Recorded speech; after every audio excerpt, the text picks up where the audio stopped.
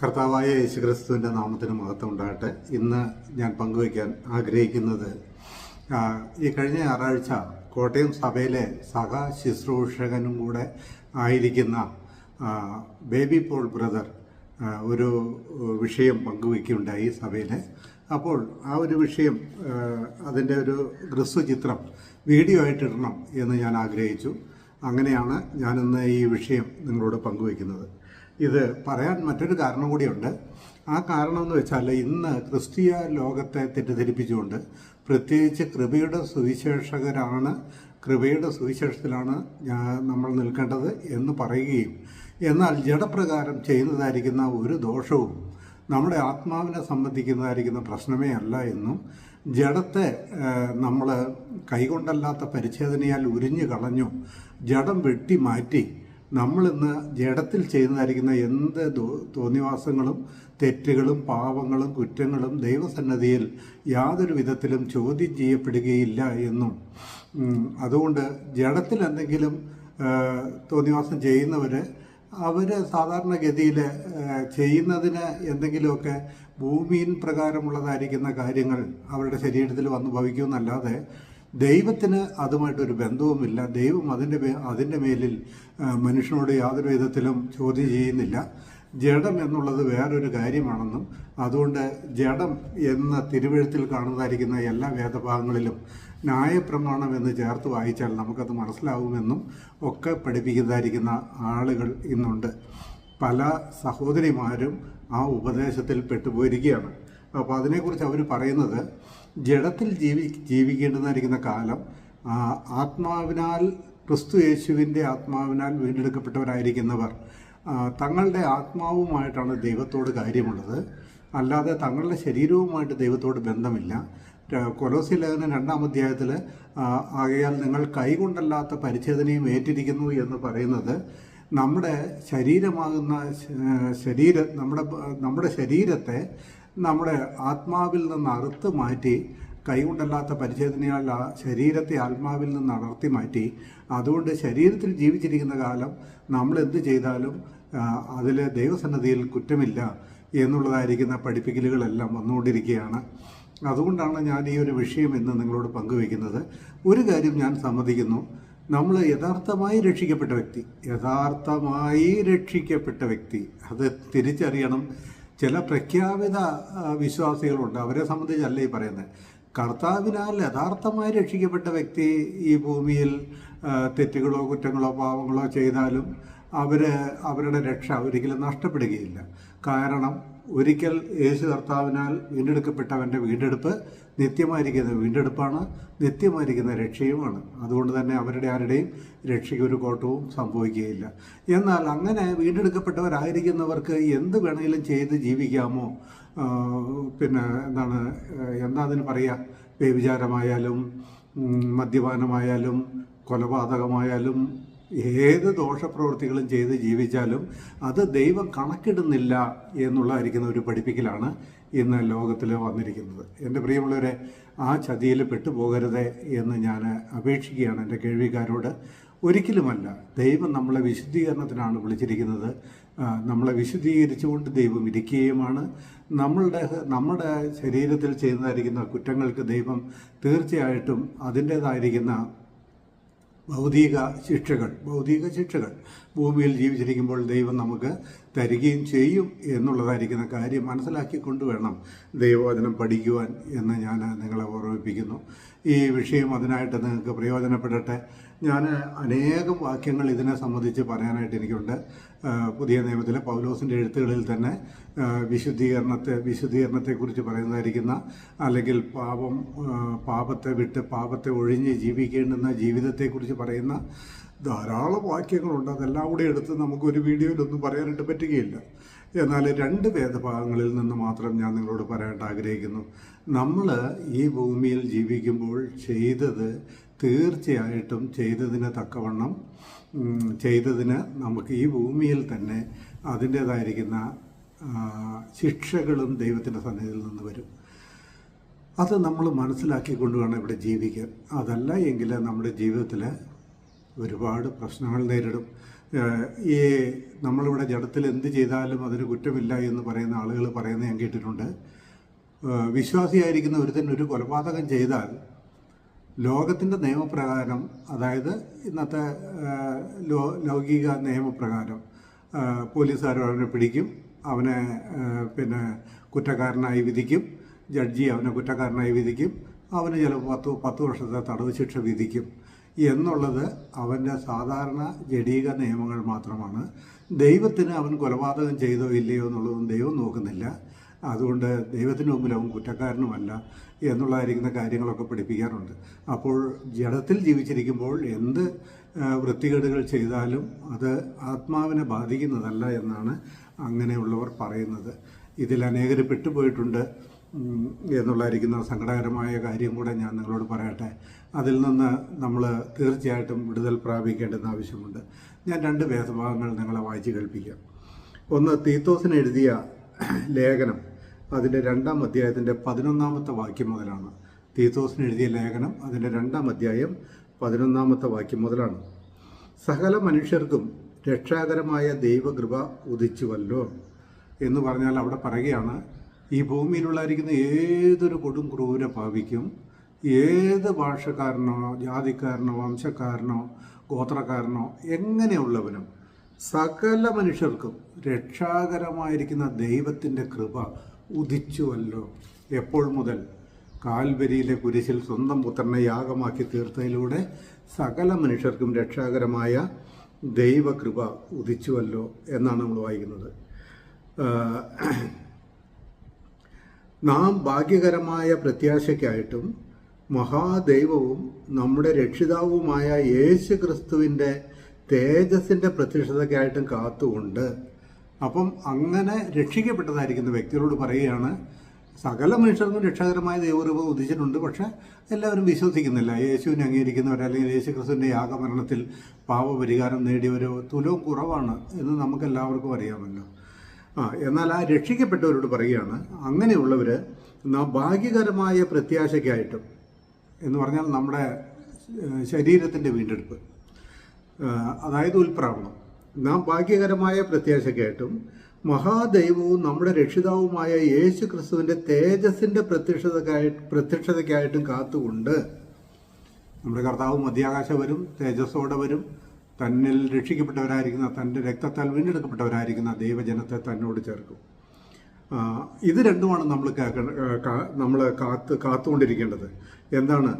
ഒന്ന്, നമ്മുടെ ഭാഗ്യകരമായിരിക്കുന്ന പ്രത്യാശ. നാം ഭാഗ്യകരമായ പ്രത്യാശയോടെ കാത്തിരിക്കുകയാണ് വീണ്ടെടുപ്പിൻ്റെ നാളുമായിട്ട്. 2, കർത്താവായ യേശു ക്രിസ്തുവിൻ്റെ പരിശുദ്ധമായ അല്ലെങ്കിൽ തേജോമയമായ ആ പൊന്മുഖം കാണുവാൻ, ആ തേജസ്സിൻ്റെ പ്രത്യക്ഷതയ്ക്കായിട്ടും കാത്തുകൊണ്ട് വിശ്വാസികളായിരിക്കുന്നവർ ഇരിക്കുമ്പോൾ അവരെങ്ങനെ ഇരിക്കണമെന്നാണ് താഴെ പറയുന്നത്. കാത്തുകൊണ്ട് ഭക്തികേടും പ്രപഞ്ചമോഹങ്ങളും വർജിച്ചിട്ട് ഈ ലോകത്തിൽ സുബോധത്തോടും നീതിയോടും ദൈവഭക്തിയോടും കൂടെ ജീവിച്ചു പോരേണ്ടതിന് അത് നമ്മെ ശിക്ഷിച്ചു വളർത്തുന്നു.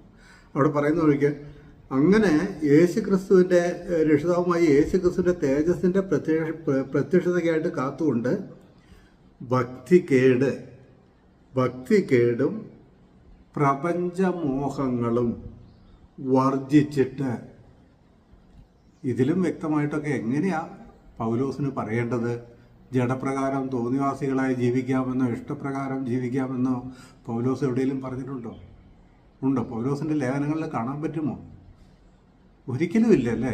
ഇവിടെ പറയുന്നത് എന്താണ്?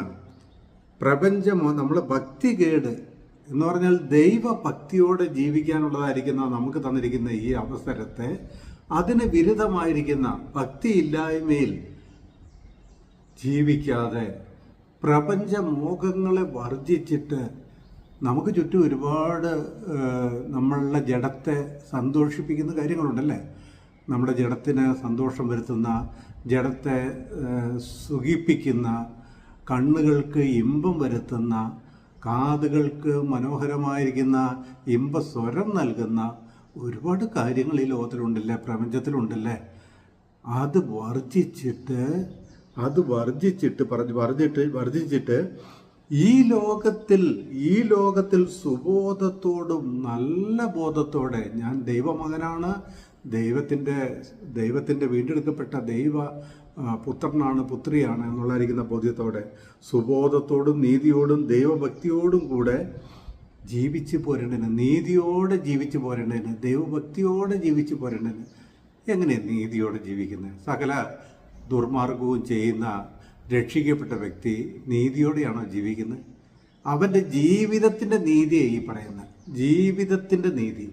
ദൈവം ക്രിസ്തു അവന് കൊടുത്തതായിരിക്കുന്ന ആത്മാവിൻ്റെ നീതീകരണമല്ല, അത് ക്രിസ്തു കൊടുക്കുന്നതാണ്. ദൈവത്തിൻ്റെ നീതി എന്ന് പറയുന്നത് ദൈവം കൊടുക്കുന്ന നീതിയുമുണ്ട്. ഈ ലോകത്തിൽ നാം പ്രപഞ്ചമോഹങ്ങളെയും ജഡാഭിലാഷങ്ങളെയും ത്യജിച്ച് കളഞ്ഞ് നീതിയോടെ നാം നമ്മളെ തന്നെ സൂക്ഷിക്കേണ്ടുന്നതായിരിക്കുന്ന ഉത്തരവാദിത്വം നമുക്ക് കടപ്പെട്ടതാണ്. നീതിയോടുകൂടിയ ജീവിതം, ആ നീതിയോടും ഈ ലോകത്തിൽ സുബോധത്തോടും നീതിയോടും ദൈവഭക്തിയോടും കൂടെ ജീവിച്ച് പോരേണ്ടതിന് അത് നമ്മെ ശിക്ഷിച്ച് വളർത്തുന്നു. ഏതാ നമ്മളെ ശിക്ഷിച്ച് വളർത്തുന്നത്? ദൈവകൃപ. തുടങ്ങിയത് അങ്ങനെയല്ലേ? സകല മനുഷ്യർക്കും രക്ഷാകരമായ ദൈവകൃപ ഉദിച്ചുവല്ലോ. ആ ദൈവകൃപ നമ്മുടെ ആത്മാവിനെ വീണ്ടെടുക്കാൻ വേണ്ടി മാത്രമുള്ളതല്ല, രക്ഷിക്കപ്പെടാൻ വേണ്ടി മാത്രമുള്ള ദൈവകൃപയല്ല എന്ന് പൗലോസ് പറയുന്നത്. പിന്നെ ഈ ദൈവകൃപ എന്തിനും കൂടിയാണ് ഉള്ളതാന്ന് പറയുന്നത്? നമ്മൾ വല്ല തെറ്റിലും അകപ്പെട്ടു പോയാൽ, രക്ഷിക്കപ്പെട്ടവർ വല്ല തെറ്റിലും അകപ്പെട്ടു പോയാൽ അവരെ ശിക്ഷിച്ച് വളർത്താൻ, ശിക്ഷിക്കുന്നതിനാണ്, ദൈവം ശിക്ഷിക്കുന്നതിനാണ്. ഇപ്പോൾ ഞാനിപ്പോൾ ആദ്യം പറഞ്ഞ കൂട്ടർ പറയുന്ന മാതിരിയാണെങ്കിൽ എന്ത് ചെയ്താലും, ജഡത്തിൽ എന്ത് ദുഷ്ടതകൾ ചെയ്താലും ദൈവം അത് കണക്കിടുന്നില്ലെങ്കിൽ പിന്നെ ദൈവം ഇതിനെ ശിക്ഷിക്കണേ? ദൈവം ഇതിനെ ശിക്ഷിക്കണേ? നിങ്ങൾ പറ. നമുക്കിഷ്ടം പോലെ ജീവിക്കാനാണ് ദൈവം നമ്മളെ രക്ഷിച്ചിരിക്കുന്നതെങ്കിൽ ദൈവത്തിന് ശിക്ഷിക്കേണ്ട ആവശ്യമുണ്ടോ? ഇവിടെ പറയുന്നത് എന്താ? ദൈവത്തിൻ്റെ കൃപ നമ്മളെ ശിക്ഷിച്ചും കൂടി വളർത്തുന്ന കൃപയാണെന്ന്. നമ്മളെ രക്ഷിക്കുന്ന സകല മനുഷ്യർക്കും രക്ഷാകരമായിരിക്കുന്ന ദൈവകൃപ നാം ഈ ഭൂമിയിൽ സുബോധത്തോടും പ്രപഞ്ചമോഹം വർജിച്ചിട്ട് നീതിയോടും സുബോധത്തോടും വിശുദ്ധിയോടും കൂടി ജീവിക്കേണ്ടതിന്, തെറ്റിലേക്ക് ഒരുത്തൻ വീണുപോയാൽ, രക്ഷിക്കപ്പെട്ട ഒരുത്തൻ തെറ്റിലേക്ക് വീണുപോയാൽ ആ അതേ ദൈവത്തിൻ്റെ കൃപ, നമ്മളെ രക്ഷിച്ച ദൈവത്തിൻ്റെ കൃപ എന്ത് ചെയ്യും? നമ്മളെ ശിക്ഷിക്കുമെന്ന്, നമ്മളെ ശിക്ഷിച്ച് നേരായ പാതയിലേക്ക് നയിക്കുമെന്ന്. ശിക്ഷിക്കാതെ ഇരുന്നാൽ നമ്മൾ മക്കളാണോ? ദൈവം ശിക്ഷിക്കുന്നില്ലേ? പ്രഹ്ലാദത്തിൽ വായിക്കുന്നില്ലേ? ദൈവം ശിക്ഷിക്കാത്ത മക്കൾ എവിടെയുള്ളൂ? ദൈവം ശിക്ഷിക്കാത്തവനെങ്കിൽ അവൻ കൗലുടയൻ അത്രേ. കൗലുടയോ എന്ന് പറഞ്ഞാൽ എന്താ? അപ്പനില്ലാത്തവൻ, തന്തയില്ലാത്തവൻ എന്നൊക്കെ നമ്മൾ പറയില്ല, അത് തന്നെ അർത്ഥം. കൗലുടയൻ അത്രേ. ദൈവം ശിക്ഷിക്കുന്നില്ലെങ്കിൽ നമ്മൾ ദൈവത്തിൻ്റെ മക്കളല്ലെന്ന്. അപ്പോൾ തോന്നിവാസപ്രകാരം ജീവിക്കാൻ പറ്റുമോ? എങ്ങനെയും ജീവിക്കാൻ പറ്റുമോ? ദൈവത്തിൻ്റെ കൃപയുടെ രണ്ട് വശങ്ങൾ കണ്ടോ? രക്ഷിക്കുന്ന ദൈവകൃപ, ശിക്ഷിക്കുന്ന ദൈവകൃപ. ഉയ്യോ, രക്ഷിക്കുന്ന ദൈവകൃപ, ശിക്ഷിക്കുന്ന ദൈവകൃപ. രക്ഷിക്കുന്നത് ആത്മസംബന്ധമായി നിത്യനാശത്തിൽ നിന്ന് നമ്മളെ രക്ഷിക്കുന്നു. ശിക്ഷിക്കുന്നത് ജഡസംബന്ധമായ ജീവിതത്തിൽ വഴിതെറ്റി പോകുമ്പോൾ നമ്മളെ ശിക്ഷിച്ചും കൂടെ ആ കൃപ നമ്മളെ വളർത്തുന്നു എന്ന്. അതിശയമല്ലേ? നിങ്ങൾ ചിന്തിച്ചു നോക്കിയേ. ദൈവത്തിൻ്റെ കൃപയിൽ ദൈവത്തിൻ്റെ മക്കൾ നീതിയോടെ സുബോധത്തോടെ പ്രപഞ്ചമോഹങ്ങളെ വർജിച്ചിട്ട് അല്ലേ എന്താ വായിച്ചത്? ഭക്തികേടും പ്രപഞ്ചമോഹങ്ങളും വർജിച്ചിട്ട് നീതിയോടും സുബോധത്തോടും കൂടെ ഈ ഭൂമിയിൽ ജീവിക്കേണ്ടതിന് നമ്മളെ രക്ഷിച്ച അതേ ദൈവകൃപ നമ്മളെ ശിക്ഷിക്കുകയും ചെയ്യും. നിങ്ങൾക്കറിയാമോ, സാധാരണഗതിയിൽ എന്തിനാ ദൈവം ശിക്ഷിക്കുന്നത്? തൻ്റെ മക്കൾ നന്നായി വരാനല്ലേ. അപ്പന്മാരെന്തിനാ മക്കളെ ശിക്ഷിക്കുന്നത്? അമ്മമാരെന്തിനാ മക്കളെ ശിക്ഷിക്കുന്നത്? അവർ നന്നായി വരാനല്ലേ. അവർ നന്നായി വരാൻ വേണ്ട ശിക്ഷിക്കുന്നത്. ജഡത്തിൽ എന്ത് ചെയ്താലും അത് ആത്മാവിനെ ബാധിക്കുന്നില്ല, ജഡത്തിൽ ചെയ്യുന്നതായിരിക്കുന്ന പാപപ്രവൃത്തികൾക്ക് ഒരു വിഷയവുമില്ല എന്ന് പഠിപ്പിക്കുന്നവർ ഈ ദൈവശിക്ഷ എന്തിനാണെന്നൊന്ന് പറഞ്ഞിരുന്നെങ്കിൽ കൊള്ളായിരുന്നു. ദൈവം എന്തിനാ ശിക്ഷിച്ച് വളർത്തുന്നതെന്ന്. അപ്പോൾ തീർച്ചയായിട്ടും നമ്മൾ ജഡത്തിൽ ചെയ്യുന്നതായിരിക്കുന്ന ഏത് പാപപ്രവൃത്തികളും ദൈവം നോക്കുന്നുണ്ട്, ദൈവം കാണുന്നുണ്ട്. തൻ്റെ മക്കൾ തെറ്റിപ്പോയാൽ സങ്കടപ്പെടുന്നുണ്ട്. പരിശുദ്ധാത്മാവ് നമ്മുടെ ഉള്ളിൽ ദുഃഖിക്കുന്നുണ്ട്. ദൈവം നമ്മളെ യഥാസ്ഥാനപ്പെടുത്തുവാൻ നമ്മളെ ശിക്ഷിക്കുന്നുണ്ട്. എൻ്റെ പ്രിയമുള്ളവരെ, നിങ്ങൾക്ക് മനസ്സിലായിട്ടുണ്ടോ? നിങ്ങൾ ചിന്തിച്ചിട്ടുണ്ടോ? ദൈവം മുമ്പാകെ നന്നായിട്ട് പ്രാർത്ഥിക്കാൻ നല്ല സംതൃപ്തിയോടെ ജീവിക്കാൻ കുറ്റമില്ലാത്ത ഒരു മനസാക്ഷിയുള്ളവർക്ക് മാത്രമേ പറ്റുള്ളൂ. കുറ്റം മനസാക്ഷിയിൽ വെച്ച് എന്ന് പറഞ്ഞാൽ ജീവിതത്തിൽ എൻ്റെ ജഡത്തിൽ എൻ്റെ എന്തെങ്കിലും കുറ്റങ്ങളോ പാവങ്ങളോ വെച്ചുകൊണ്ട് ദൈവം മുമ്പാകെ ഒന്ന് നന്നായിട്ട് പ്രാർത്ഥിക്കാൻ പോലും പറ്റില്ല. പോയ മുൻകാലങ്ങളിലൊക്കെ ഞാൻ ചിലപ്പോഴൊക്കെ അനുഭവിച്ചിട്ടുള്ളതാണ്. മനസാക്ഷിയിൽ കുറ്റമുണ്ടെങ്കിൽ എൻ്റെ ജഡം എൻ്റെ ജീവിതം എൻ്റെ കർത്താവിന് യോഗ്യമാവണമല്ല എന്നാണ് എൻ്റെ മനസാക്ഷി എന്നെ കുറ്റപ്പെടുത്തുന്നതെങ്കിൽ എനിക്ക് പ്രാർത്ഥിക്കാൻ പോലും പറ്റില്ലായിരുന്നു. ഞാൻ എൻ്റെ സാക്ഷിയാണ് പറഞ്ഞത്. എന്നാൽ നമ്മുടെ ഹൃദയം ദൈവസന്നിധിയിൽ കുറ്റമറ്റതാണ്, പ്രാഗൽഭ്യമുള്ളതാണെങ്കിൽ, ഹൃദയം നമ്മളെ കുറ്റപ്പെടുത്തുന്നില്ലെങ്കിൽ, പൗലോസ് പറയാണ് ഹൃദയം നമ്മളെ കുറ്റപ്പെടുത്തുന്നില്ലെങ്കിൽ ദൈവത്തോട് നമുക്ക് പ്രാഗൽഭ്യമുണ്ടെന്നാണ് കൊരിന്ത്യലേഖനത്തിൽ പറയുന്നത്. ഹൃദയം നമ്മളെ കുറ്റപ്പെടുത്തുന്നില്ലെങ്കിൽ നമുക്ക് ദൈവത്തോട് പ്രാഗൽഭ്യമുണ്ട്. അപ്പോൾ പ്രാഗൽഭ്യമുണ്ടെങ്കിൽ പ്രാർത്ഥിക്കാനിരുന്നാൽ എത്ര നേരം വേണമെങ്കിലും പ്രാർത്ഥിക്കാം. എന്തോ ഒരു സന്തോഷം. നടക്കുമ്പോഴും ആത്മീയ ഗീതങ്ങൾ പാടും, ഇരിക്കുമ്പോഴും പാടും, ബൈബിൾ വായിക്കുമ്പോൾ പറഞ്ഞറിയിക്കാൻ പറ്റാത്ത സന്തോഷം, ദൈവവചനം സംസാരിക്കുമ്പം പറഞ്ഞറിയിക്കാൻ പറ്റാത്ത സന്തോഷം. ജഡത്തിൽ കളങ്കമില്ലാതെ ജീവിക്കുമ്പോഴാണ് ദൈവത്തോട് നല്ല മനസാക്ഷി പുലർത്താൻ പറ്റൂ. നല്ല മനസാക്ഷി പുലർത്തുമ്പോൾ മാത്രമാണ് നമുക്ക് പ്രാഗൽഭ്യമുള്ള ഹൃദയം കിട്ടുകയുള്ളൂ. ആ പ്രാഗൽഭ്യമുള്ള ഹൃദയത്തിൽ നിന്നാണ് യഥാർത്ഥ ഭക്തി പുറത്തേക്ക് വരുന്നത്. അപ്പം ജഡത്തിൽ എന്തും ചെയ്ത് ജീവിച്ചാൽ ഈ പ്രാഗൽഭ്യം നമുക്ക് ലഭിക്കുമോ? നിങ്ങൾ ആരെങ്കിലും ചെയ്ത് നോക്കിയിട്ടൊന്ന് സാക്ഷ്യപ്പെടുത്തണേ. അങ്ങനെ പറ്റുന്നുണ്ടോ എന്ന് സാക്ഷ്യപ്പെടുത്തണം. പറ്റുകയില്ല. എന്താ കാരണം? ദൈവത്തിൻ്റെ ആത്മാവ് നമ്മുടെ ഉള്ളിൽ വസിക്കുന്നു. അപ്പം ദൈവകൃപ ഉദിച്ചത് എന്തിനാണ് എന്ന് വെച്ചാൽ രക്ഷിക്കാനാണ്.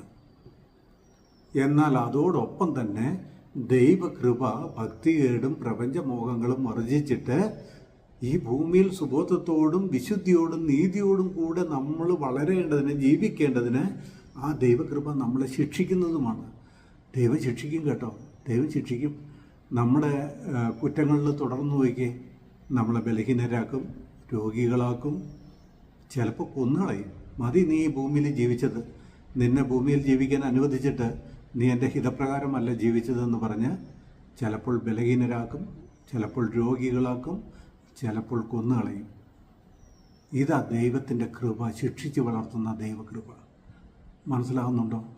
ഞാനിതിൻ്റെ ഒന്നും വാക്യങ്ങൾ എടുക്കാനായിട്ടാണ്. കൊരിന്ത്യലേഖനം 11-ാം അധ്യായത്തിൽ അയോഗ്യമായി കർത്തൃമേശയിൽ നിന്ന് പങ്കെടുക്കുന്നവരെ കുറിച്ച് പറയുന്നതാണ്. നിങ്ങൾ അയോഗ്യമായി ഇതിൽ നിന്ന് പങ്കെടുത്താൽ നിങ്ങൾ ബലഹീനരാകുന്നു, രോഗികളാകുന്നു, ചിലർ നിദ്ര പ്രാപിക്കുകയും ചെയ്യുന്നു എന്നൊക്കെ. എന്തിനാ ഈ ശിക്ഷ? നീതിയോടെ ജീവിക്കാനല്ലേ? അപ്പോൾ എങ്ങനെ ജീവിക്കാമോ? നിങ്ങൾ തന്നെ വിധിയെഴുത്. അവൻ എന്നിട്ട് അവിടെ താഴെ പറയുകയാണ്, അവൻ നമ്മെ സകല അധർമ്മത്തിൽ നിന്ന് വീണ്ടെടുത്ത് സൽപ്രവർത്തികളിൽ ശുഷ്കാന്തിയുള്ള ഒരു സ്വന്തം ജനമായി തനിക്ക് ശുദ്ധീകരിക്കേണ്ടതിന് തന്നെത്താൻ നമുക്ക് വേണ്ടി കൊടുത്തു. കർത്താവായ യേശുക്രിസ്തു എന്തിനാ നമുക്ക് വേണ്ടി തന്നെത്താൻ കൊടുത്തതെന്ന് പറഞ്ഞ്, അവൻ നമ്മെ സകല അധർമ്മത്തിൽ നിന്നും, അധർമ്മം എന്ന് പറഞ്ഞാൽ എന്താ? ധാർമ്മികമല്ലാത്ത കാര്യങ്ങൾ, അനീതിപരമായ കാര്യങ്ങൾ, ലോകത്തിലെ വൃത്തികെട്ട കാര്യങ്ങൾ, ദൈവത്തിന് നിരക്കാത്ത, ദൈവത്തിൻ്റെ വിശുദ്ധിയുള്ള കണ്ണുകൾക്ക് മുമ്പിൽ നിരക്കാത്തതായിരിക്കുന്ന കാര്യങ്ങൾ, അവൻ നമ്മെ സകല അധർമ്മത്തിൽ നിന്നും വീണ്ടെടുത്ത് സൽപ്രവൃത്തികളിൽ. എന്താ ഈ സൽപ്രവൃത്തി എന്നൊക്കെ പറയുന്നത്? സൽപ്രവൃത്തികളിൽ ഒന്ന് കർത്താവിൻ്റെ സത്യവചനം മറ്റുള്ളവരോട് പങ്കുവയ്ക്കുക എന്നുള്ളതാണ് ഏറ്റവും നല്ല സൽപ്രവൃത്തി അതാണ്. എന്നാൽ അത് മാത്രമാണ് സൽപ്രവൃത്തി. നല്ല കാര്യങ്ങൾ ചെയ്യുക, മനുഷ്യർക്ക് നല്ല കാര്യങ്ങൾ ചെയ്യുക, ആരെയും ദ്രോഹിക്കാതെ, ആരെയും ഉപദ്രവിക്കാതെ, ആരെയും വഞ്ചിക്കാതെ, ആരെയും പിടിച്ചു പറിക്കാതെ, ആരോടും അധർമ്മം യോഗ്യമല്ലാത്ത രീതിയിൽ പെരുമാറാതെ നല്ല ജീവിതം നയിക്കുന്നതാണ്. നോക്കിയേ, സകല സൽപ്രവൃത്തികളിൽ വീണ്ടെടുത്ത് സൽപ്രവൃത്തികളിൽ ശുഷ്കാന്തിയുള്ള ഒരു സ്വന്തം ജനമായി തനിക്ക് ശുദ്ധീകരിക്കേണ്ടതിന് തന്നെത്താൻ നമുക്ക് വേണ്ടി കൊടുത്തു. ദൈവത്തിൻ്റെ മക്കൾ ഈ ഭൂമിയിൽ ദൈവസംബന്ധമായി വിശുദ്ധിയിൽ ജീവിക്കുന്നില്ല എങ്കിൽ ദൈവത്തിൻ്റെ മക്കളും സാത്താൻ്റെ മക്കളും തമ്മിൽ എന്താ വ്യത്യാസം? ദൈവം എന്തിനാ തന്നെ തന്നെ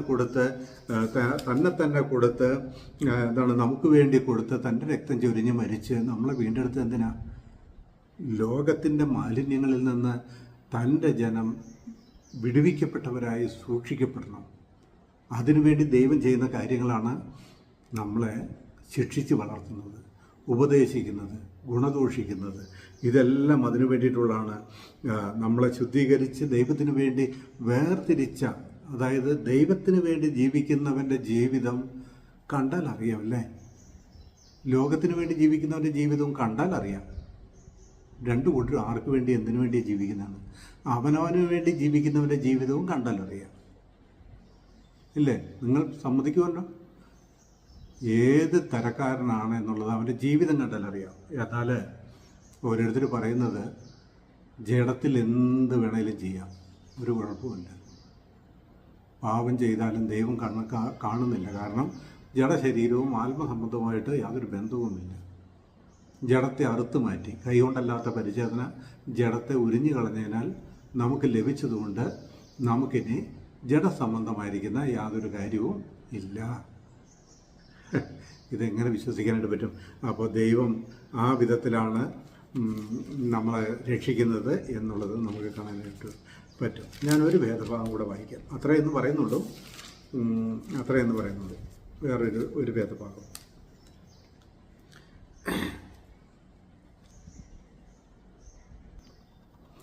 തെസലോനിക്കർക്ക് എഴുതിയ 1-ാം ലേഖനം അതിൻ്റെ 4-ാം അധ്യായത്തിൻ്റെ 1 മുതൽ 6 വരെയുള്ള വാക്യം. അതും കൂടെ ഞാൻ ഈ വിഷയത്തോടുള്ള ബന്ധത്തിൽ പറയട്ടെ. പൗലോസ് തെസലോനിക്കരോട് പറയുന്നത് എന്താണെന്ന് നമുക്ക് കേൾക്കാം. ഒടുവിൽ സഹോദരന്മാരെ, ദൈവപ്രസാദം ലഭിപ്പാൻ തക്കവണ്ണം നിങ്ങൾ എങ്ങനെ നടക്കണമെന്ന് ഞങ്ങളോട് ഗ്രഹിച്ചതുപോലെ, വ്യക്തമല്ലേ? ദൈവം പ്രസാദിക്കുന്ന ഒരു ജീവിതമുള്ളവരായി തീരണമെങ്കിൽ ജഡപ്രകാരം ദൈവ ഇഷ്ടത്തിന് ജീവിക്കണം.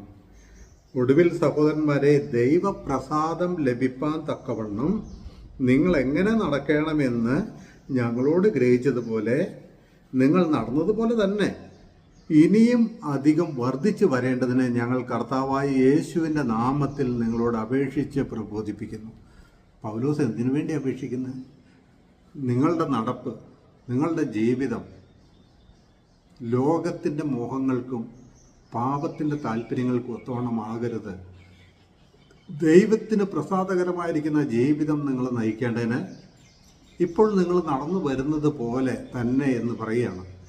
അതിന് വേണ്ടിയിട്ട് പൗലോസ് തെസലോനിക്കരോട് അപേക്ഷിക്കുകയാണ്. ഞങ്ങൾ നിങ്ങളോട് അപേക്ഷിച്ച് പ്രബോധിപ്പിക്കുന്നു. ഞങ്ങൾ കർത്താവായ യേശുവിൻ്റെ ആജ്ഞയാൽ ഇന്ന കൽപ്പനകളെ തന്നു എന്ന് നിങ്ങൾ അറിയുന്നുവല്ലോ. ദൈവത്തിൻ്റെ ഇഷ്ടമോ നിങ്ങളുടെ ശുദ്ധീകരണം തന്നെ. കർത്താവായ യേശു ക്രിസ്തുവിൻ്റെ ആജ്ഞയാൽ ഇന്ന കൽപ്പനകളെ, എന്ത് കൽപ്പന?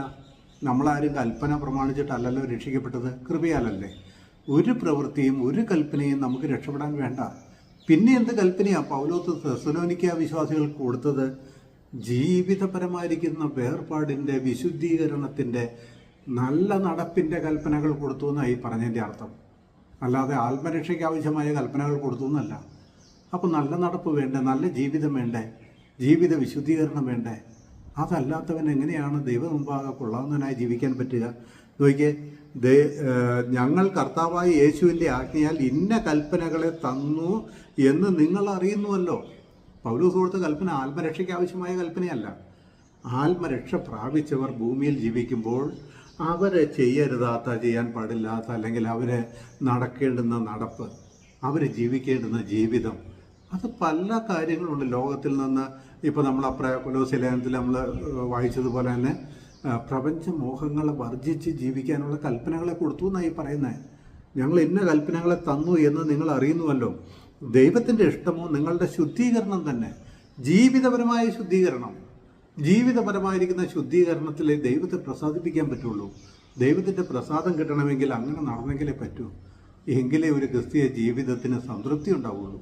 അല്ലാതെ ജീവിച്ച് നിങ്ങളൊന്ന് ആത്മസംതൃപ്തരായി നോക്കിക്കേ പറ്റുമോ എന്ന് നോക്കിക്കേ. പരിശുദ്ധാത്മാവിനെ ദുഃഖിപ്പിച്ച് ജീവിച്ച് നോക്കിക്കേ പറ്റുമെന്ന്. അപ്പോൾ അവിടെ പറയുന്നത് ദൈവത്തിൻ്റെ ഇഷ്ടമോ നിങ്ങളുടെ ശുദ്ധീകരണം തന്നെ. നിങ്ങൾ ദുർനടപ്പ് വിട്ടൊഴിഞ്ഞ് ഓരോരുത്തരും ദൈവത്തെ അറിയാത്ത ജാതികളെ പോലെ കാമവികാരത്തിലല്ല. എത്ര വ്യക്തമാണ്! ജഡം അറുത്ത് മാറ്റി. അതുകൊണ്ട് ജഡം കൊണ്ട് ഇനി എന്ത് ചെയ്താലും അവനൊരു പ്രശ്നവുമില്ല, ദൈവത്തിനൊരു പ്രശ്നവുമില്ല, ദൈവവും ജഡവുമായിട്ടൊരു ബന്ധവുമില്ല, എങ്ങനെ ജീവിച്ചാലും ദൈവം അത് കണക്കിടുന്നില്ല എന്ന് പറയുന്നവർ ഈ വേദഭാഗത്തൊക്കെ എങ്ങനെയാണ് വ്യാഖ്യാനിക്കുന്നത്? നോക്കിയാൽ നിങ്ങൾ ദുർനടപ്പ് വിട്ടൊഴിഞ്ഞ്, ദുർനടപ്പ് എന്ന് പറഞ്ഞാൽ എല്ലാവർക്കും അറിയാമല്ലോ, വിവാഹ ബന്ധത്തിന് പുറത്തുള്ളായിരിക്കുന്ന ലൈംഗിക ബന്ധത്തെയാണ് ദുർനടപ്പ് എന്ന് പറയുന്നത്. നിങ്ങൾ ദുർനടപ്പ് വിട്ടൊഴിഞ്ഞ് ഓരോരുത്തൻ ദൈവത്തെ അറിയാത്ത ജാതികളെ പോലെ കാമവികാരത്തിലല്ല. ഓ, എത്ര ശക്തമായ വാക്ക്! മലയാളത്തിലേക്ക് അത് വിവർത്തനം ചെയ്തപ്പോൾ അതിശക്തമായ വാക്കാണ് അവിടുത്തെ. കാമവികാരത്തിലല്ല, വിശുദ്ധീകരണത്തിലും മാനത്തിലും താന്താൻ്റെ പാത്രത്തെ നേടിക്കൊള്ളട്ടെ എന്ന് പറഞ്ഞാൽ നിങ്ങളുടെ ജീവിതപരമായ വിശുദ്ധീകരണത്തിലും മറ്റ് നമ്മുടെ സഹോദരി സഹോദരന്മാരോടുള്ളായിരിക്കുന്ന നിർമ്മല മനസാക്ഷിയോടെയുള്ളായിരിക്കുന്ന ഇടപെടലിലൂടെ നമ്മളുടെ പാത്രങ്ങളെ, നമുക്ക് കൂടെയുള്ള വിശ്വാസികളെയും നമ്മുടെ ചുറ്റുമുള്ളായിരിക്കുന്ന ആളുകളെയും നമ്മൾ ആ വിധത്തിൽ ദൈവത്തിന് വേണ്ടി നേടിക്കൊള്ളട്ടെ എന്ന്. അല്ലാതെ ലോകത്തിലുള്ള മനുഷ്യരെ പോലെ കാമവികാരത്തിലല്ല, തുറന്നടപ്പ് വിട്ടൊഴിഞ്ഞ് ഓരോരുത്തരും വിശുദ്ധീകരണത്തിൽ തങ്ങളുടെ പാത്രത്തെ നേടിക്കൊള്ളട്ടെ. ഈ കാര്യത്തിൽ ആരും അതിക്രമിക്കുകയും സഹോദരനെ ചതിക്കുകയും അരുത് എന്ന് പറഞ്ഞാൽ എന്താ പറഞ്ഞതിൻ്റെ അർത്ഥം? സഹോദരൻ്റെ ഭാര്യയെ കണ്ട് മോഹിച്ച് അവളെ വശീകരിച്ചെടുത്താൽ എന്താ ചെയ്യുന്നത്? സഹോദരനെ ചതിക്കുകയല്ലേ ചെയ്യുന്നത്? മനസ്സിലാവുന്നുണ്ടോ കാര്യം?